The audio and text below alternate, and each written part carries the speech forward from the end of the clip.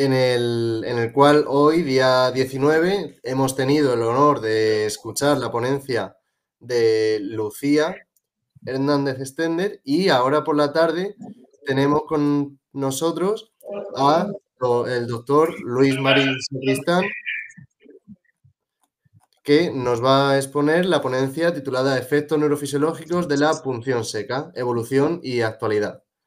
Pues Luis, muchas gracias por estar aquí, por transmitir tus conocimientos con todos nosotros.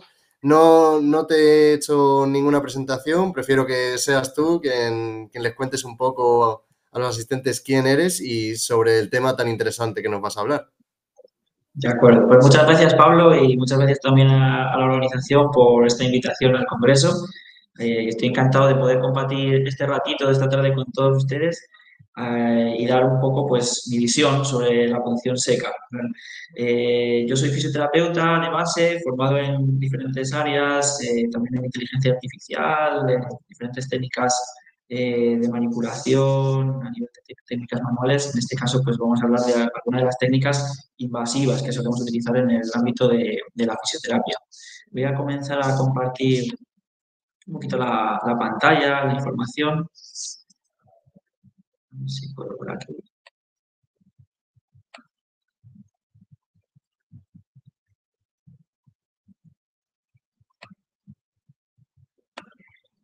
No sé por qué no me deja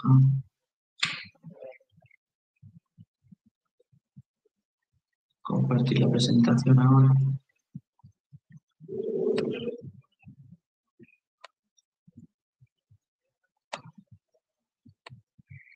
Vale, no sé si están viendo la presentación.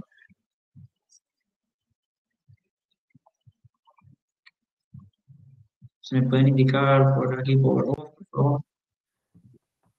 No, lo que se ve es la pantalla del navegador, pero no la... Tendrás que darle a compartir toda tu pantalla, no solo una ventana. Sí, es que lo quito otra vez y lo pongo un segundito. Toda la pantalla. Es que no me deja ahora mismo. Ahora. A ver si- Creo que ahora sí se puede ver la. Sí, Correcto, me Luis, ahora confirman sí si que se se ve. puede. Perfecto. No sé por qué antes no me dejaba compartir. Perfecto. Bueno, como decía, yo de base soy fisioterapeuta, entonces quería compartir algunas de mis experiencias a nivel tanto clínico como investigador en este campo de la punción seca y cómo podemos utilizarla, esta técnica de tratamiento, para la mejora de diferentes sintomatologías de nuestros pacientes y también para la mejoría de algunas patologías como tal. Quería hacer por eso también una breve introducción de la evolución, de dónde viene esta técnica, de cómo se ha ido desarrollando a lo largo del tiempo, quiénes fueron esos primeros médicos que comenzaron a trabajar con este tipo de técnicas y de las agujas, al fin y al cabo, y de cómo hemos ido evolucionando y en qué momento nos encontramos y hacia dónde creo que nos vamos a dirigir con esta técnica y con qué otras las podemos combinar. Entonces vamos a comenzar hablando un poquito de cuáles son aquellos tejidos que en Diana. Disculpa que te corte, Luis. Sí, Para que se vea bien la presentación, como los asistentes sí que te ven la pantalla, si puedes cerrar esa pequeña ventana que te aparece a ti. no sé si le tengo que dar Eso. a la X de cerrar Sí, completo. sí, cerrar completo porque no se te va a ir y de esa manera te vamos a Vale, poder ver. perdona. Perfecto, no, me Genial, quedaba ahí ahora un se ve poquito en estupendo. Muchas Gracias. gracias y disculpen por aquí. Como comentaba, nosotros solemos utilizar este tipo de técnicas invasivas para el manejo de algunas sintomatologías, sobre todo relacionadas con el dolor a nivel de la musculatura de nuestros pacientes. Dentro del tejido muscular, pues también sabemos que hay otra serie de tejidos como pueden ser el vascular, el nervioso, a nivel facial o aponeurótico, que en muchos casos pues vamos a atravesar también con la aguja cuando estamos haciendo este tipo de intervenciones.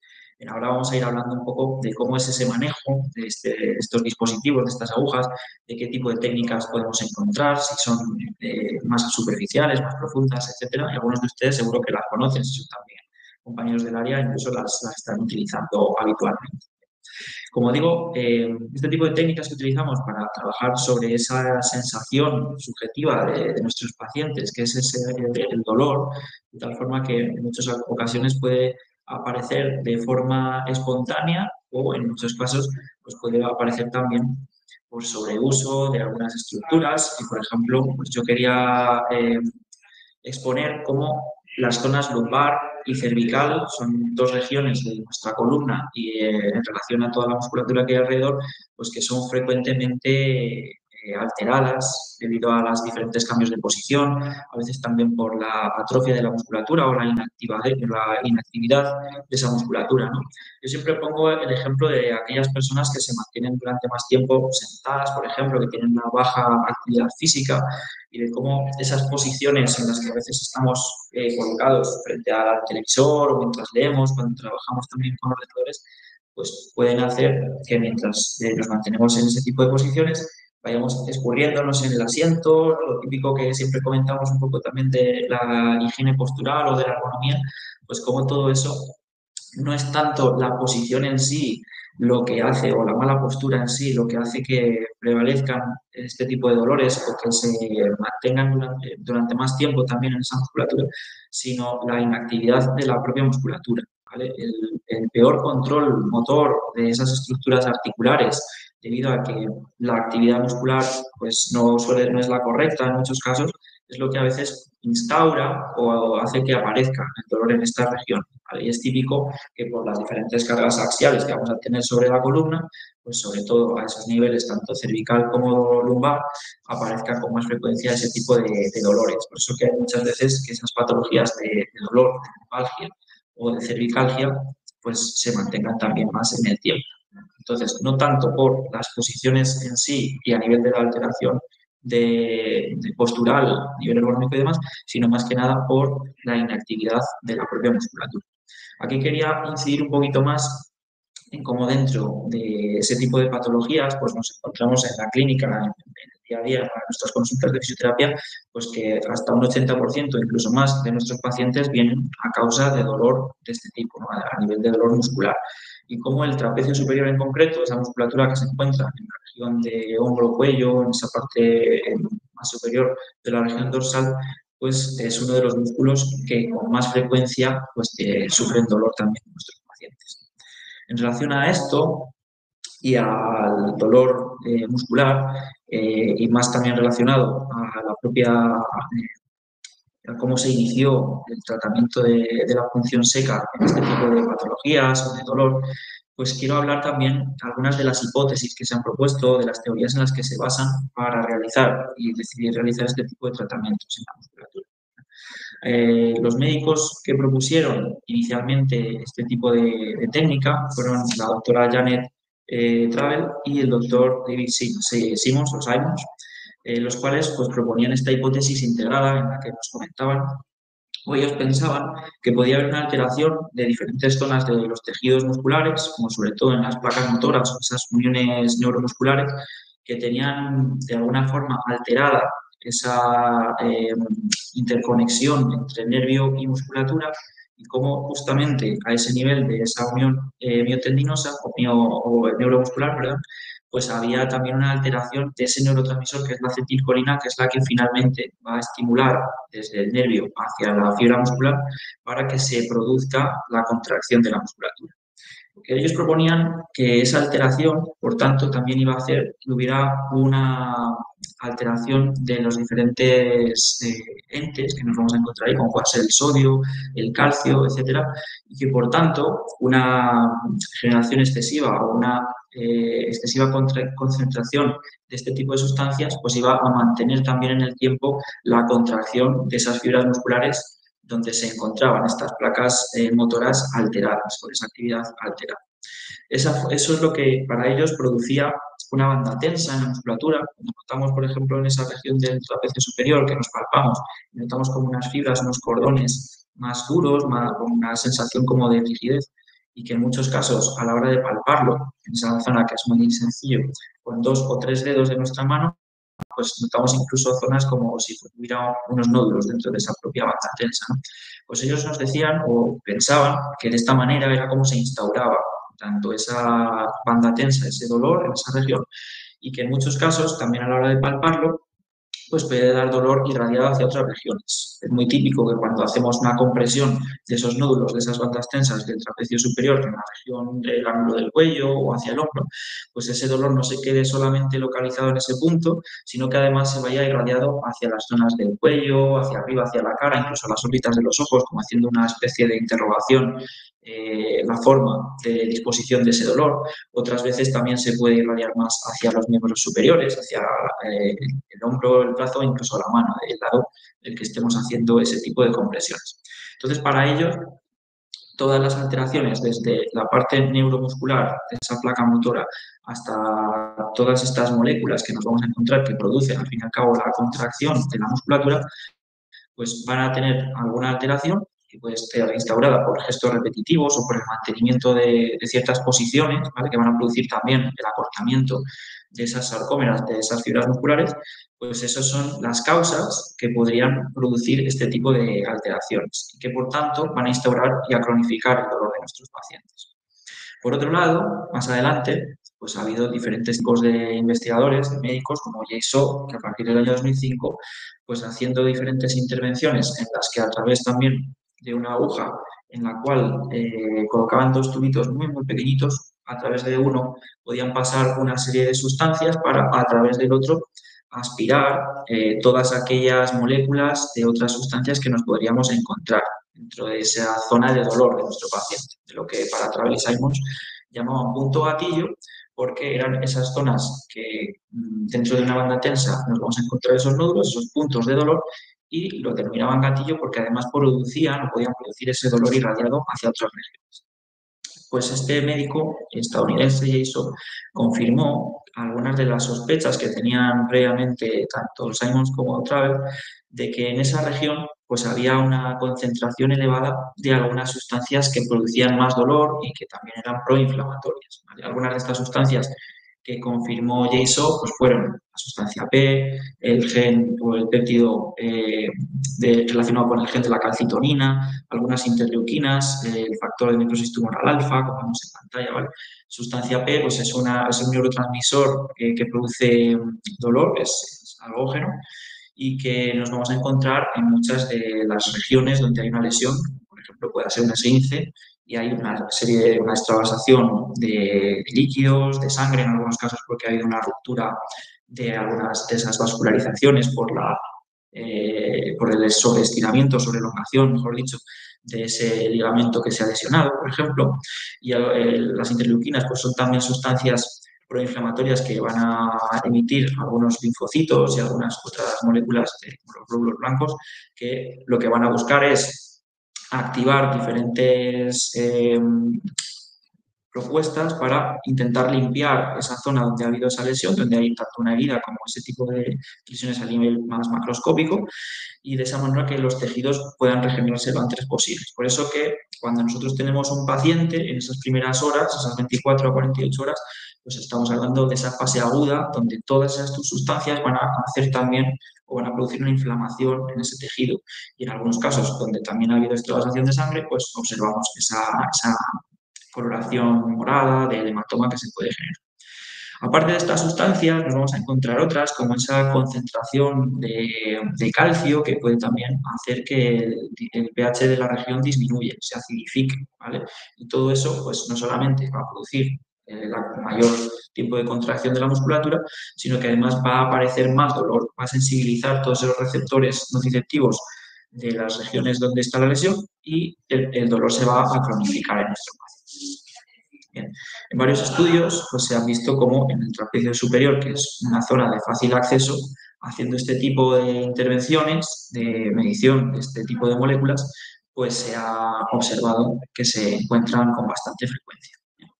En estos últimos años, Robert Gerwin es otro médico estadounidense que también está muy ligado a estas teorías del dolor miofascial y de los puntos gatillo, pues nos propone que él cree que todas estas postulaciones anteriores, aparte de las confirmatorias por parte de Jason, son correctas, pero que además pues hay una alteración tanto a nivel pre como postsináptico, es decir, ya no solamente a nivel de esas de estas placas motoras, sino que previamente ya puede estar sucediendo algo también en el propio nervio, ¿vale? Que de alguna forma esté alterado y empiece a nivel microscópico también a emitir algunas de estas moléculas, de estos neurotransmisores, como sobre todo de la acetilcolina, de forma alterada, y que eso sea lo que va generando pues una mayor actividad también de esa musculatura.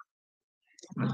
Todo esto está relacionado con el sistema nervioso autónomo, y a mí lo que me llamó la atención pues era ver cómo podríamos medir diferentes variables de este sistema para confirmar si realmente pues, el uso de la técnica de punción seca podría modular de alguna forma el dolor de nuestros pacientes y mejorar la sintomatología, y no solamente a nivel del dolor, sino también a nivel de la funcionalidad. Entonces decidimos hacer un trabajo que es el que posteriormente vamos a ir comentando. A nivel de la forma de realizar el tratamiento, hemos estado hablando un poquito más de los propios mecanismos fisiológicos, pues toda esta teoría comenzó también, el uso de la punción seca, gracias a estos dos médicos que comentaba al principio, de Travis Simons, como ellos, inoculando diferentes sustancias, como es la lidocaína, algunos otro tipo de analgésicos o antiinflamatorios, con diferentes patologías y sintomatologías de sus pacientes, pues observaron que no era tanto el efecto de estas sustancias las que producían la mejoría de la sintomatología y de la propia patología de los pacientes, sino que a medio y largo plazo encontraban que tanto cuando inoculaban esas sustancias como cuando hacían esa intervención solamente con la aguja, veían que tanto el dolor como la funcionalidad, esa mejora de sensaciones como de que ese músculo ya no esté acortado, etcétera, pues también se mejoraba. ¿Vale? Entonces empezaron a proponer que por qué teníamos que hacer ese tratamiento como que de agujas húmedas, ¿no? De inoculación de algunas de estas sustancias analgésicas y antiinflamatorias, y por qué no vamos a hacer esa prueba o comparativa de ver si también mejora solamente realizando ese abordaje con la propia aguja, ¿no? En los siguientes años, a partir de ese año 1970, otros médicos realizaron diferentes técnicas más profundas. El hecho de hablar de técnicas profundas o superficiales va a depender sobre todo de cuáles sean los tejidos que nosotros atravesamos cuando realizamos la técnica de punción, ¿no? Hablamos de punción seca cuando nos quedamos en zonas, atravesamos solamente la piel, nos quedamos en zonas anexas a la musculatura, pero sin llegar a atravesar la musculatura. Y hablamos de técnicas de punción seca profunda cuando atravesamos todos esos tejidos más superficiales y además hacemos entradas y salidas, o hacemos una entrada y en profundidad atravesamos algunas fibras musculares o en su totalidad algún músculo más o menos profundo. Entonces también ahí empezamos a diferenciar cuál es la forma de manejo de la aguja, si hacemos giros de esa aguja, si hacemos entradas y salidas más profundas, cuántas entradas y salidas hacemos. Todo ese tipo de cuestiones y de la forma del abordaje pues son las que a partir de esos años 90 sobre todo pues nos han llevado a los investigadores a realizar los diferentes estudios también. En los últimos años ha habido una consolidación de ambas técnicas y se han ido tratando, se han ido haciendo diferentes investigaciones a nivel experimental en todo tipo de zonas de nuestro cuerpo, sobre todo en las zonas del cuello y de la región lumbar, porque en la parte lumbar muchas veces cuesta saber cuál es la causa que creo que pone o inicia el dolor de ese paciente y finalmente lo cronifica. Y también eso pues, nos hace muchas veces dificultar cómo hacemos el manejo o qué selección de técnicas utilizamos para abordar mejor ese tipo de dolencias. Y en la región del cuello, pues como comentaba también, porque es una de las otras dos zonas más prevalentes. En relación al dolor de cabeza o incluso la migraña, pues también hablaremos más adelante de cómo algunos de los factores que nos encontramos, como por ejemplo el péptido del gen, el gen de la calcitonina, pues también está muy relacionado y se encuentra en estos pacientes. Cuando hacemos algunos tipos de analíticas sanguíneas, pues vemos que está también muy presente una mayor concentración de esta sustancia en aquellos pacientes que tienen esas crisis de migraña. O sea, que está muy presente también con pacientes con dolor. En estos últimos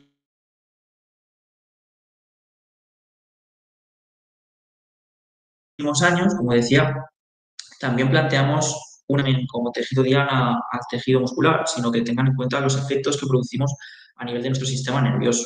¿Por qué pensamos que estas técnicas o que este tipo de abordajes puedan tener también más sentido? Pues porque al fin y al cabo el dolor va a estar manejado por nuestro sistema nervioso y vamos a sentirlo gracias a que diferentes áreas corticales a nivel somatosensorial pues van a estar estimuladas de una forma o de otra y vamos a llegar a sentir aquello que estamos notando en zonas más proximales o más distales.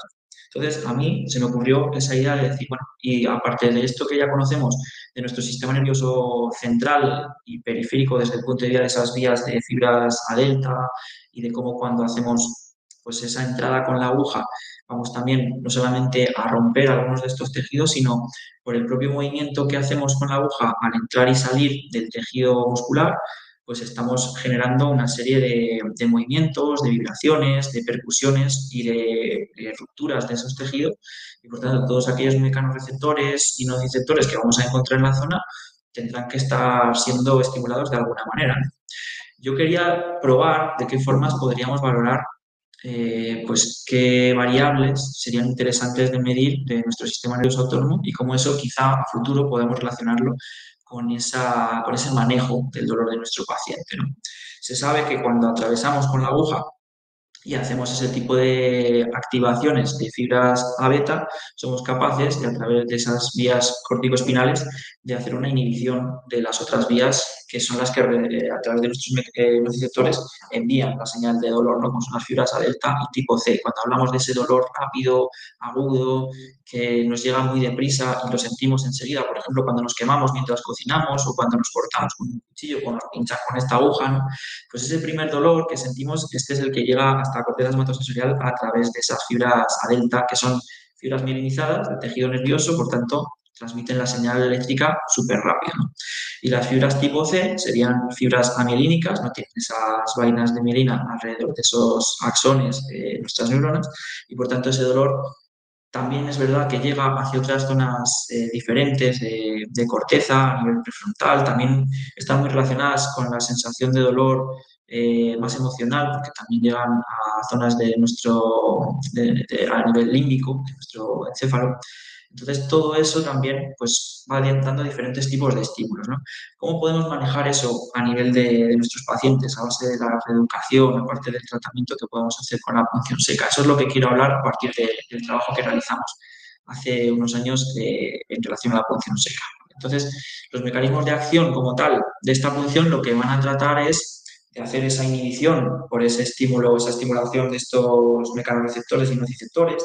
Por otro lado, generar una herida dentro de esos tejidos musculares para que todas estas sustancias que están produciendo el dolor y que están produciendo mayor inflamación en ese tejido, pues puedan ser eliminadas gracias a que al romper y al generar también ruptura de algunas pequeñas vascularizaciones de la región, pues vamos a hacer un lavado, una limpieza de todas estas sustancias y por otra parte, pues vamos a empezar a emitir otra serie de moléculas que van a regenerar los tejidos.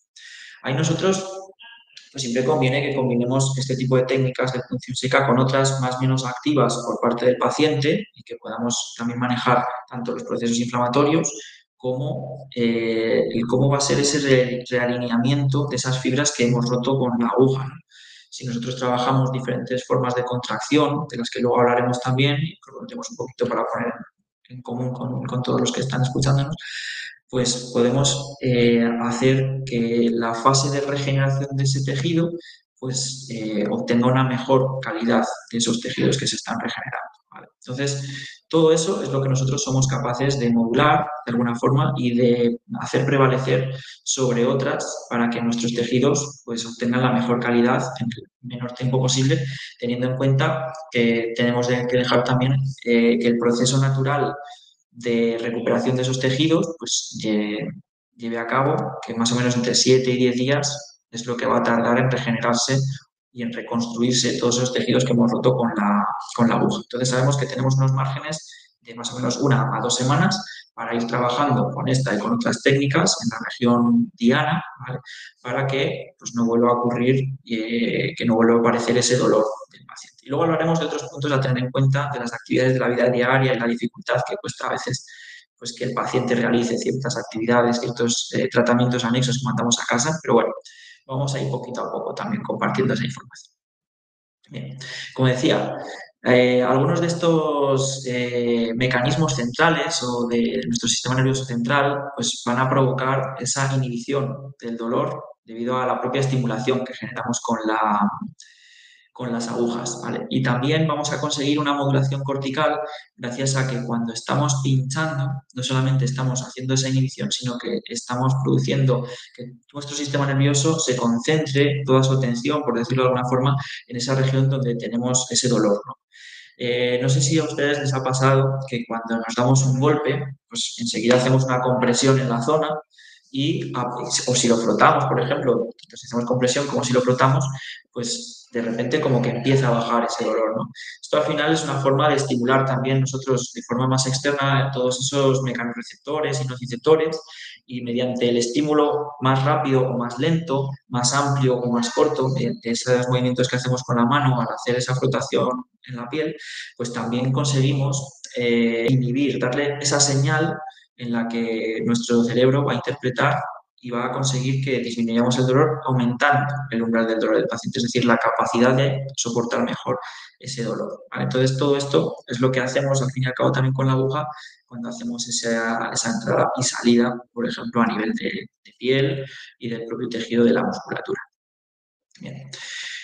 Algunas de las variables que habíamos visto en otras investigaciones que eran interesantes de medir para tomar en cuenta si realmente nuestro sistema nervioso se activa cuando utilizamos la técnica de punción seca profunda, en este caso, pues son las que vemos en pantalla. La conductancia de la piel, que se mide mediante diferentes electrodos conectados a un biofeedback, de tal forma que somos capaces de registrar los impulsos eléctricos que se dan en las yemas de los dedos y que mediante la sudoración que se va a producir por diferentes circunstancias, como por ejemplo cuando nos ponemos nerviosos o cuando nos atraviesan la piel con una aguja, ¿vale? Que luego hablaremos también de esto, pues vamos a conseguir registrar esas señales eléctricas que nosotros no somos capaces de controlar de ninguna manera cuando ocurren estas circunstancias, ¿vale? Y que es un indicativo de que nuestro sistema nervioso simpático, que es una de las partes de nuestro sistema nervioso autónomo junto con el parasimpático, pues se está poniendo en alerta, ¿no? Lo estamos activando de alguna forma.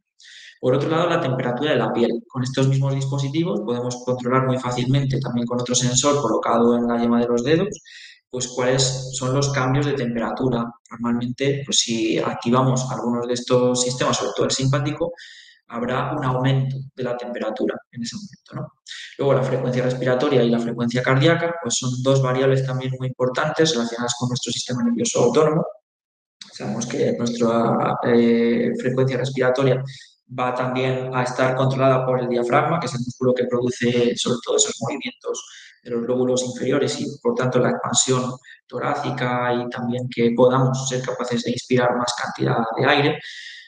Eso sí podríamos controlarlo y de alguna forma, si somos capaces de controlar la frecuencia respiratoria, incluso generando apneas, o si yo cojo aire y bloqueo completamente y ni cojo ni expulso ese aire durante unos segundos o minutos, pues estaríamos produciendo esa apnea. Entonces somos capaces de controlar cuál es mi frecuencia respiratoria y en muchos casos, cuando somos capaces de hacer esto o de hacer un ritmo respiratorio más lento, también puedo ser capaz de bajar un poquito la frecuencia cardíaca. Entonces, las dos variables más importantes a tener en cuenta para este tipo de estudios y en relación a nuestro sistema nervioso autónomo son sobre todo la conductancia y la temperatura de la piel. Aunque no hay que olvidar que la variabilidad de la frecuencia cardíaca también es una variable muy, muy estudiada en este sentido. Por si algún caso tienen también pensado hacer investigación en estas áreas, pues que sepan que estas cuatro, junto con la variabilidad de la frecuencia cardíaca, pues son algunas de las más utilizadas. Bien.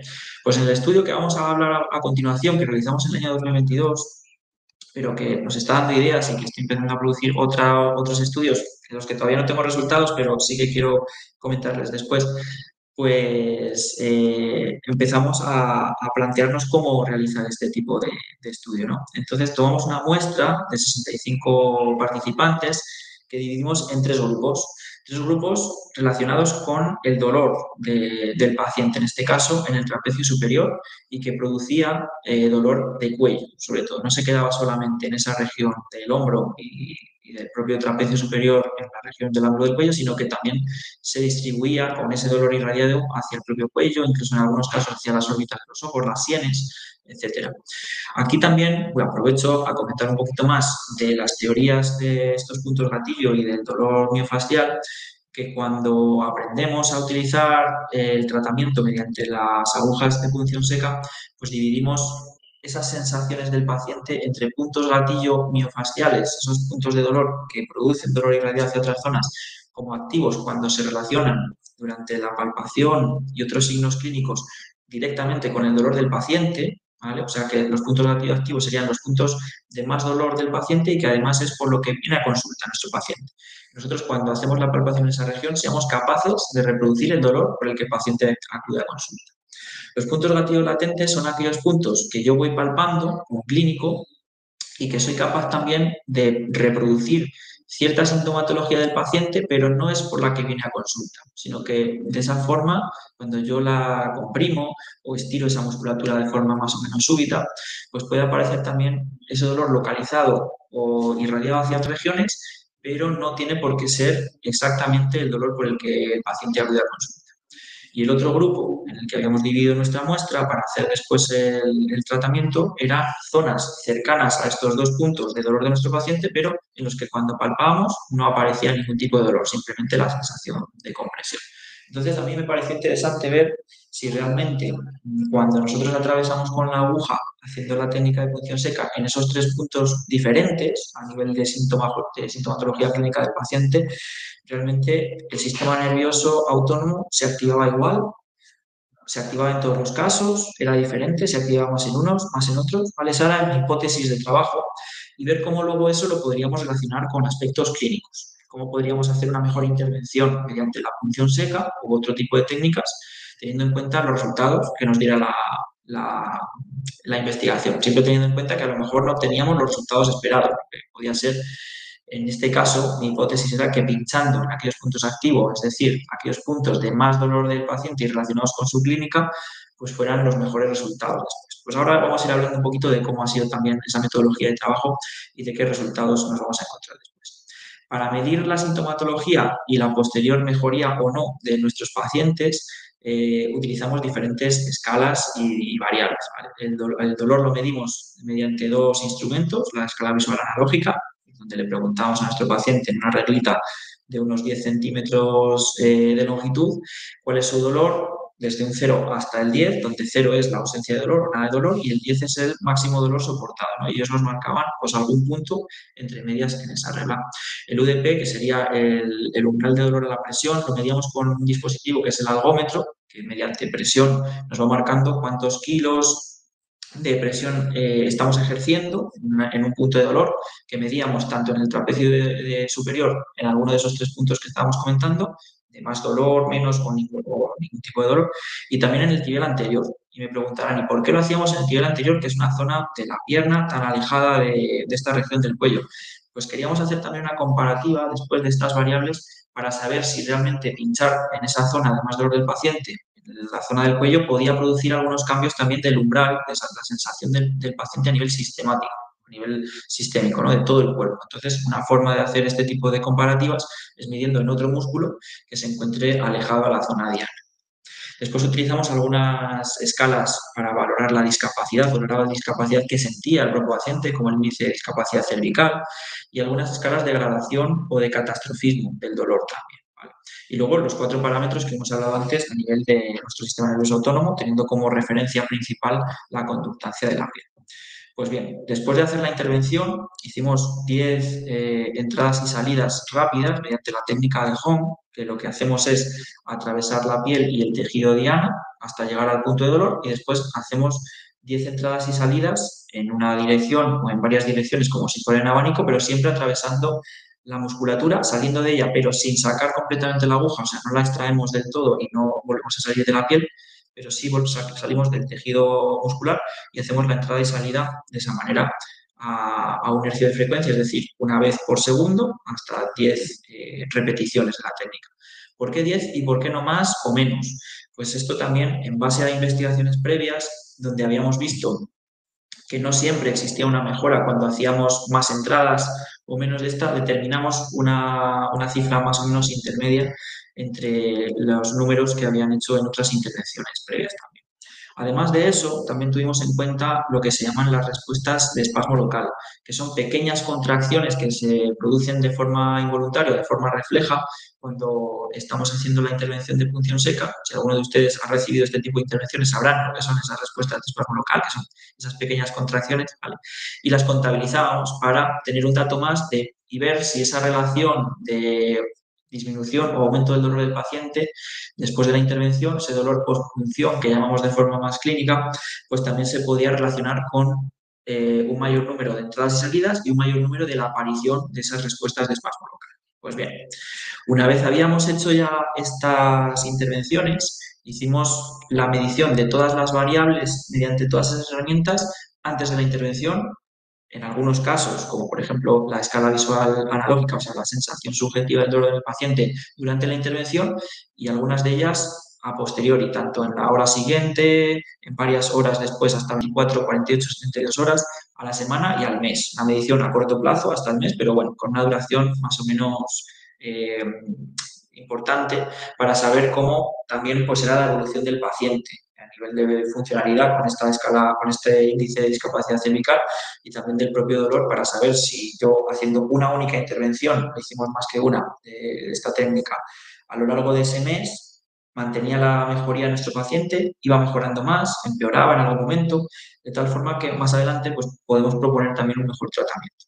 Bien, pues es curioso porque dependiendo de la variable y de la herramienta de valoración, vimos que en este caso con la escala el índice de discapacidad cervical, todos los pacientes a lo largo de ese mes tenían una mejoría muy parecida. Entonces, la sensación del paciente no se relacionaba tanto con la zona de intervención, sino con el hecho de haber realizado la intervención como tal.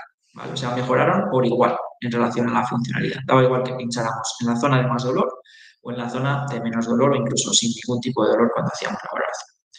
A nivel del dolor de la presión, o sea, del umbral de dolor de la presión, perdón, medido con el algómetro, vimos que también aumentó en los tres casos, ¿vale? Teniendo también un efecto de ese aumento del umbral, o sea, de mejor capacidad ante el dolor de estos pacientes, tanto en el trapecio como en el propio tibial anterior, lo cual nos hace sospechar que ya estamos incidiendo de alguna forma en diferentes áreas o en algunos sistemas de nuestro sistema nervioso, a nivel central, a nivel periférico, a nivel del sistema nervioso autónomo, que se están activando de alguna forma para que nuestro paciente, si lo estamos tratando en una región del cuello o del hombro, sea capaz de mejorar también sus sensaciones a nivel de las piernas, ¿no? Bueno, esto es un dato interesante. Y en este caso nos daba también igual, pinchar en cualquier sitio. Vimos cualquier sitio me refiero de más dolor o menos dolor dentro de ese trapecio, pues vimos que producía una mejora en esa sensibilidad del dolor a nivel de todo el cuerpo, estado de esta forma. También es cierto que solo medimos estos dos músculos y que la intervención fue realizada en la zona de dolor o en el lado de más dolor del paciente y que aunque fuera en una zona sin punto gatillo, la intervención está siendo realizada al fin y al cabo en esa misma musculatura.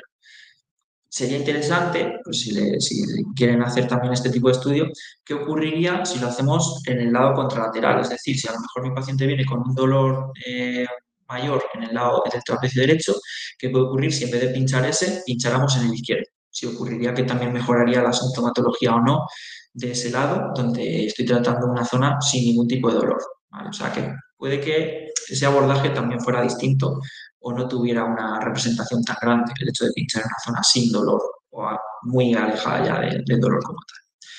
Las variables autonómicas o relacionadas con este sistema nervioso autónomo, pues vimos que todas ellas aumentaban, sobre todo en el momento de la intervención, o sea, desde que nosotros comenzamos a picar y a atravesar con la aguja la piel, ya hay una activación de nuestro sistema nervioso autónomo que está confirmada por el aumento de todas estas variables en el momento de la intervención.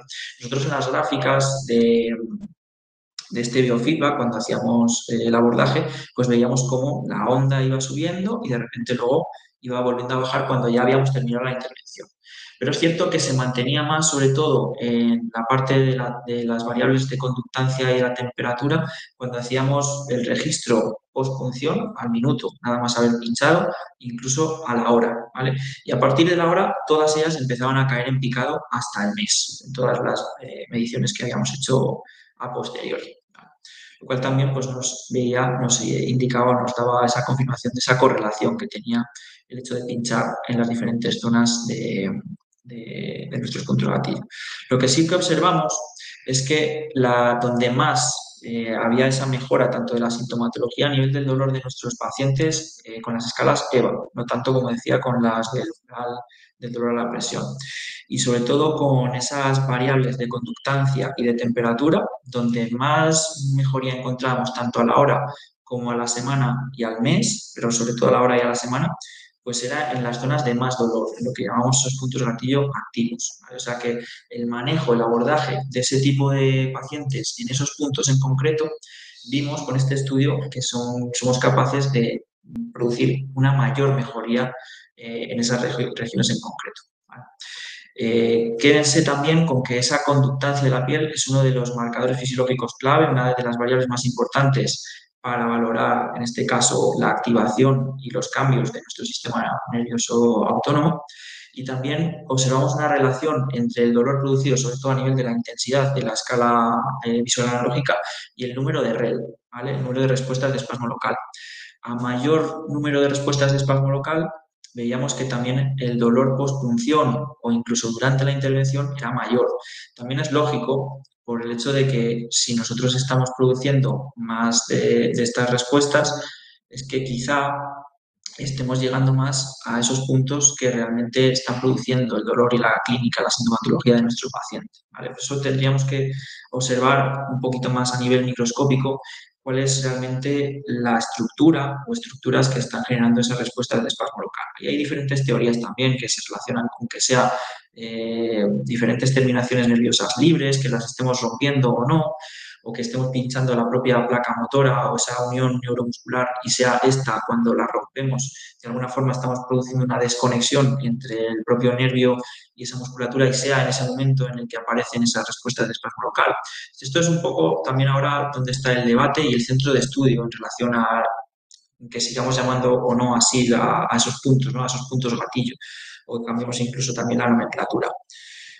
Por otro lado, pues quiero también destacar qué implicaciones clínicas tiene este tipo de investigaciones. Y es que si en algunos de los casos yo soy capaz de manejar el dolor de mi paciente a nivel incluso sistémico, pinchando en la zona de más dolor del paciente, como en aquellos puntos donde ni siquiera sentía dolor cuando yo hacía la valoración o diagnóstico inicial, pues ¿para qué voy a hacer a producir más dolor a mi paciente pinchando directamente en el punto de más dolor si a lo mejor consigo reducir ya el dolor y sintomatología pinchando lejos, ¿no?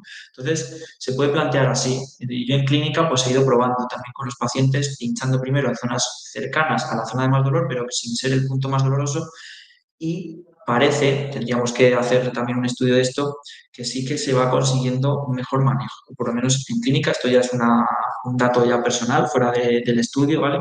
Que sí que he encontrado mejores manejos y modulaciones de ese dolor cuando pincho cerca de la zona y posteriormente en la zona de dolor, ¿vale? Parece que el paciente tolera mejor la intervención con la aguja y es mucho más en detalle cómo podemos hacer la intervención, y el dolor postpunción es menor porque tampoco me hace falta hacer tantas entradas y salidas, entonces no produzco tampoco tanta herida dentro del propio tejido, se recupera mejor. También es cierto que después de esto, a mí me gusta mucho, dependiendo de la lesión que tenga el paciente, si son casos más graves o menos, pero bueno, en casos en los que sean por sobrecarga o lesiones un poquito más leves, por decirlo de alguna forma, pues me gusta siempre combinarlo con ejercicio activo por parte del paciente y sobre todo en estos casos me ha venido muy bien trabajar en contracciones tanto isométricas como excéntricas, de tal forma que soy capaz de forma activa de ir elongando, estirando la musculatura, manteniendo esa activación muscular y el trabajo de fuerza, que también me parece muy importante. Incluso eso me ha ayudado después, haciendo algunos trabajos de reeducación sensitivo-perceptivo-motora o propioceptiva, pues a reeducar mejor al paciente para que no vuelva a suceder, a aparecer esa lesión.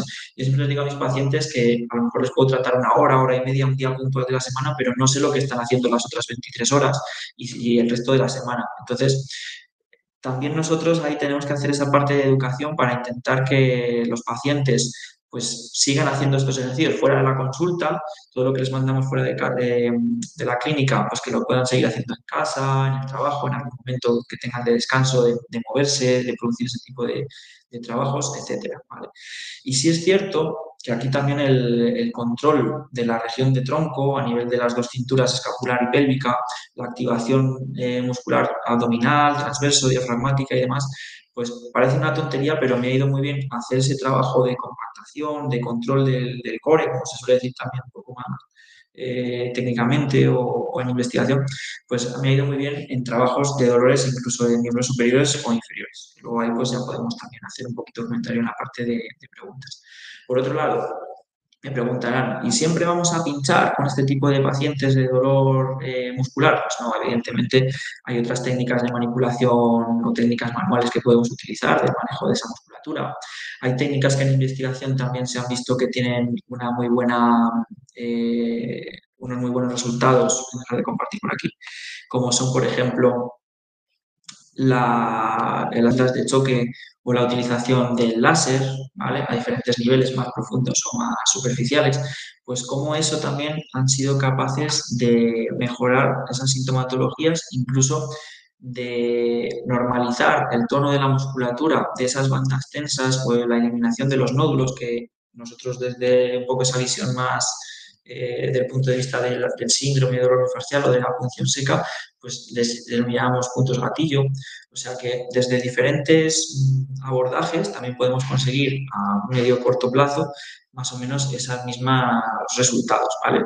En aquellos pacientes que no toleren bien ser pinchados o que tengan venenofobia, que es ese miedo a las agujas, pues podemos tomar como referencia este otro tipo de técnicas, como pueda bien ser el láser o las ondas de choque, y también vamos a obtener muy buenos resultados a corto y medio plazo. O sea que ahí también les doy algunas pinceladas de por dónde podemos seguir trabajando, y yo sí les recomiendo, como digo, hacer una buena reeducación del paciente, ¿vale? Aunque nosotros no sepamos muy bien a veces la causa, porque te viene una consulta y te preguntan, que seguro que les ha pasado, pero ¿por qué me duele esto? Pues muchas veces no sabemos exactamente el por qué. Hay veces que sí sabemos el momento puntual en el que aparece una lesión, ¿no? Pero muchas veces es el acúmulo de diferentes factores, diferentes causas las que acaban instaurando y cronificando el dolor del paciente. Bien, pues yo les doy esas pinceladas, trabajen con ellos también de forma activa para que esa musculatura vaya adaptándose mejor a los esfuerzos y vaya manteniendo la fuerza, resistencia, al fin y al cabo, que son diferentes tipos de expresión de esa fuerza muscular, y que puedan manejar muchísimo mejor también diferentes situaciones que se les van a dar cambiando de posiciones, etcétera, pero sobre todo que tengan un buen mantenimiento de la musculatura, de la actividad y por tanto de la fuerza, ¿vale? Eso es lo más importante y relevante también y que quería también compartir con ustedes. Con estas pinceladas finales, pues quiero terminar mi ponencia y ahora pues sí me gustaría dar paso a preguntas si quieren ahí, y te doy también, Pablo, la palabra para que me puedas hacer tú si quieres alguna pregunta o comentar cualquier cuestión que quieras de la ponencia. Muchas gracias.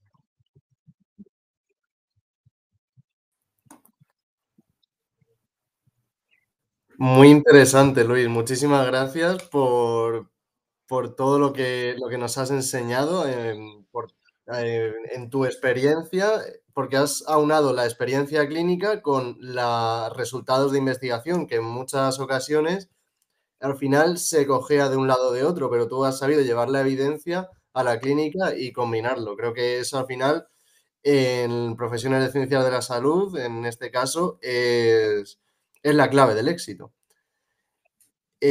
Al final, todas estas investigaciones las hacemos para eso, ¿no? Para buscar esa parte del gap, muchas veces ese vacío que no sabemos muy bien por dónde dirigir nuestras clínicas, o incluso como medio de diagnóstico, ¿no? El hecho de utilizar ese tipo de dispositivos como el que usamos en este estudio, ese biofeedback, pues nos ayuda también a ver cómo son los cambios de algunos aspectos de nuestro sistema nervioso autónomo, en este caso, de cómo está actuando nuestro organismo y en nuestro paciente. Entonces nos da un poco esa doble información a nivel diagnóstico y también cómo a nivel clínico se va manejando el dolor en este caso. Exacto.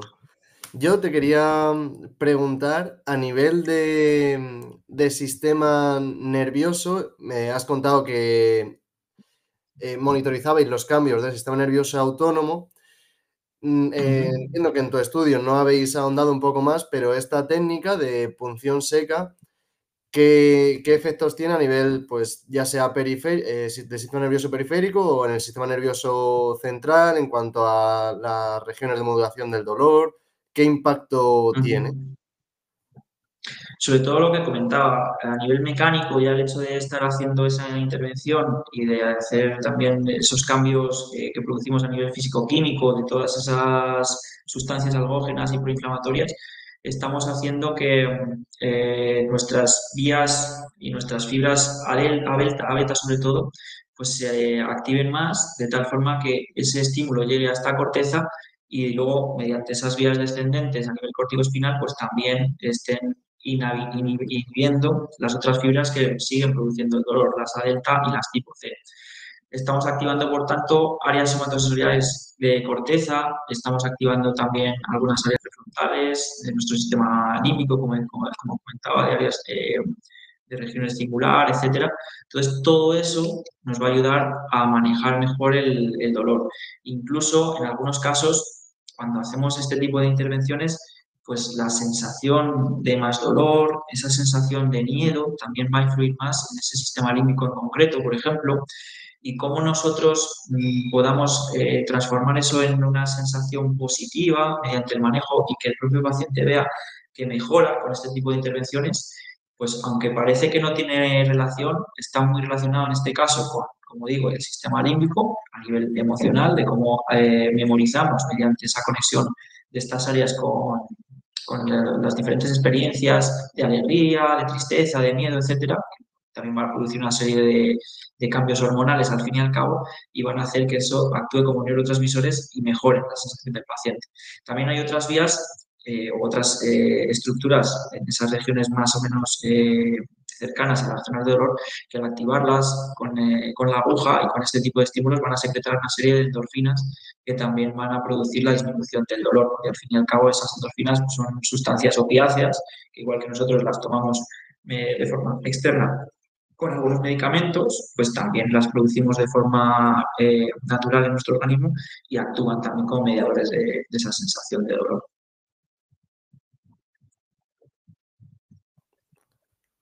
Perfecto, muchas gracias. Ha comentado Francisca si habéis hecho algún estudio de electropunción seca, porque cree que hay pocos estudios en cuanto a ese tema. Ujú. Hay algunas intervenciones muy interesantes que pueden buscarse en PubMed en relación, por ejemplo, a técnicas de neuromodulación, donde se utilizan diferentes tipos de corrientes, como puede ser el TEMS y otras que utilizábamos también desde hace muchos años, de forma que no atravesamos la piel, con diferentes tipos de electrodos, ¿vale? Y que utilizan justamente ese tipo de hipótesis, bueno, de hipótesis, se sabe, se ha investigado ya mucho con ello, de activación de este tipo de vías para modular el dolor. También hay otras técnicas como pueden ser la electrólisis percutánea intratisular, que aparte de producir otra serie de cambios a nivel tisular, pues también nos ayudan a neuromodular. Utilizan corrientes continuas, como puede ser la corriente galvánica. O sea que sí que hay algunas de estas técnicas con el manejo de corriente eléctrica que nos ayuda a modular también percutáneamente, es decir, atravesando con la aguja, igual que lo hacíamos pues hace ya desde hace más tiempo en fisioterapia con electrodos. ¿Vale? Incluso ahora pues ya se están utilizando otras técnicas también, no dentro del área de fisioterapia invasiva, como pueden ser las corrientes transcraniales eléctricas o incluso las magnéticas, la estimulación magnética transcraneal, etcétera, pues como esas técnicas también influyen sobre diferentes áreas corticales, ¿vale? Mediante esas ondas magnéticas o mediante esas corrientes eléctricas más superficiales, en el caso de las eléctricas más profundo a nivel de las magnéticas, pues también podemos modular a nivel cortical y el manejo de nuestros pacientes.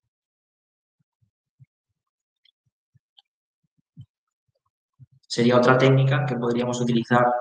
Lo que pasa que aquí ya estamos trabajando no tanto desde el tejido diana, sino desde las zonas de corteza.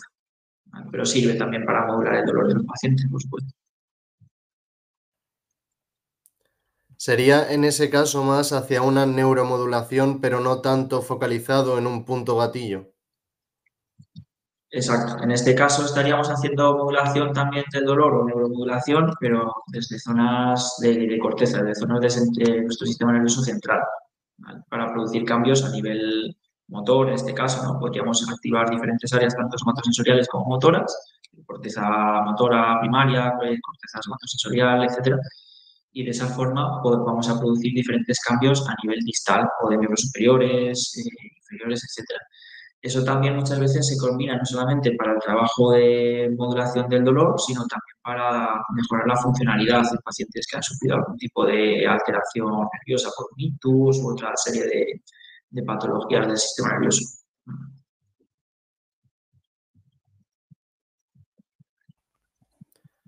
Aprovecho mientras pues, la gente a ver si se anima a preguntar algo por el chat. Yo te quiero preguntar también a las contraindicaciones que tiene la punción seca. Imagino que quizá en tejidos ya dañados, aunque no sea de manera externa con una herida, pero de manera interna, quizá hay alguna contraindicación. ¿Se ha estudiado? Contraindicaciones, pues siempre tenemos que tener cuidado con personas que tengan algún tipo de alteración sanguínea, de coagulación, etcétera, que estén tomando heparinas o algún otros anticoagulantes. Pues ahí sí tenemos que tener mucho cuidado, ¿vale? Porque el hecho de que estemos atravesando y produciendo esas heridas, pues va a hacer que vaya a haber mucha más extravasación de sangre y en este tipo de personas pues va a ser mucho más difícil también el tamponamiento de esas heridas. Entonces ahí sería una contraindicación directamente, ¿vale?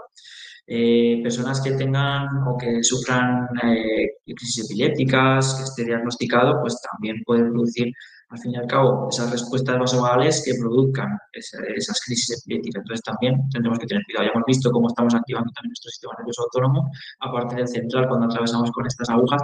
Entonces tenemos siempre que tener ese cuidado. Después de eso, más que contraindicaciones, tenemos que tener muchos cuidados a la hora de hacer la intervención con diferentes regiones y tejidos. Por eso también, pues, desde hace ya bastante tiempo se suele hacer esta intervención de forma ecoguiada, ¿vale? No pinchamos solamente con la vista, sino que utilizamos el ecógrafo para saber qué estructuras estamos interviniendo. Eso nos ayuda también a evitar, sobre todo, pues, a pinchar nervios periféricos, pinchar zonas de vascularización más importante, ¿no? Grandes vasos o arterias o venas, que si bien es cierto, en muchos casos también vamos a producir sangrado cuando nos llevamos esa microvascularización que vamos a encontrar redes de anastomosis de zonas más profundas, que aunque incluso hoy utilizamos muchas veces la ecografía, pues sin querer te vas a llevar. También es cierto que la forma de intervención, cuando entramos con la aguja, siempre hacemos de forma muy lenta para que todos esos tejidos, incluso las propias fibras musculares, pues se vayan adaptando a la propia entrada de la aguja y se van como separando un poquito. Aquí sí que quiero invitarles a que lean algunos estudios del grupo de investigación del doctor Manel Santafe, de Reus, porque ha hecho trabajos también de este tipo de intervenciones en animales de experimentación, de ratones y ratas, y se ve claramente cómo dependiendo de la velocidad de entrada de la aguja, pues también somos capaces de hacer esa adaptación de la musculatura y que no se rompa tanto tejido, ¿vale? O sea, que no se produce tampoco tanta herida como se pensaba en esos tejidos musculares. Y también depende mucho del tipo de aguja que utilicemos. Antiguamente, cuando veíamos en estos años 70, ¿no? Los inicios de este tipo de intervenciones con agujas que inoculaban, que inyectaban algún tipo de sustancias, esas agujas al final son de grosor mayor, están biseladas, es decir, es más parecido a una cuchilla, la parte de la punta, y las agujas que utilizamos en punción seca son finitas, no son huecas, son macizas, ¿vale? Son de metales que tampoco, que son hipoalergénicos, no producen tampoco otros efectos secundarios, ¿vale? Entonces, tiene la punta un poquito más cónica, no hacen tanto daño, son muy, muy finitas, son como más o menos del grosor un poquito más del cabello que tenemos en la cabeza. Y por otra parte, pues uno de los efectos secundarios o de la que podemos tener más en cuenta también en consideración al final como clínica, pues es lo que comentaba del dolor postpunción, ¿no? El hecho de hacer más o menos entradas en esa musculatura. Pues dependiendo del número de entradas y salidas que hagamos, también va a quedar más o menos dolor que tendremos que manejar también como parte de nuestro tratamiento.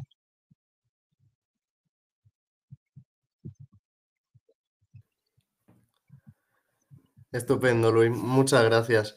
Pues si nadie más tiene ninguna pregunta para Luis, aprovechar de verdad que es un lujo el poder tener aquí a una persona con tanto conocimiento y tanta experiencia como él para poder ilustrarnos con todo ello. Te dan las gracias, te dicen que han sido muy interesante la ponencia. Muchas gracias a todos y a ti, Pablo, también. Muchas gracias, Luis, por tu tiempo, tu dedicación para con este congreso y por una vez más transmitirlo de una manera tan clara y tan profesional.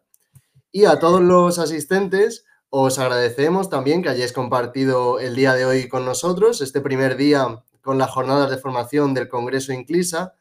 Y para mañana, día 20, habrá más ponentes. Tendremos en primer lugar a las 2:15 a la doctora Cristina Yuntallanes, hablándonos sobre biología estructural y molecular. A las 6 tendremos al doctor Francisco Luis Rivero Pérez, hablándonos sobre neuroimagen y salud mental. Y también tendremos la ponencia de experto de doña Eva María Tabueña Lázaro, auxiliar administrativa, hablándonos sobre los errores más comunes al subir la historia clínica electrónica. No os lo perdáis porque son ponencias muy interesantes de grandes profesionales. Muchas gracias y nos vemos pronto. Un saludo. Muchísimas gracias y buenas tardes a todos.